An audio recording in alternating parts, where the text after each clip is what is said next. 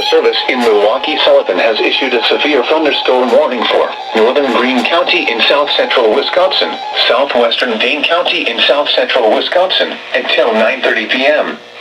At 9:07 p.m., a severe thunderstorm was located near Blanchardville, or 13 miles south of Mount Horan, moving east at 20 miles per hour. Hazard, 60 miles per hour wind gusts and quarter-size hail. Source, radar indicated. Impact, hail damage to vehicles is expected. Expect wind damage to roofs, siding, and trees.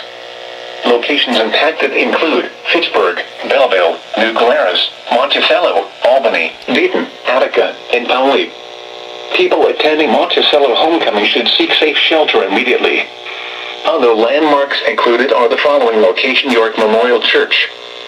For your protection, move to an interior room on the lowest floor of a building.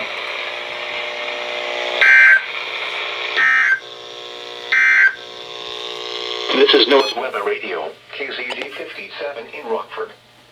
Severe weather is occurring or forecast to occur in our listening area. This station will broadcast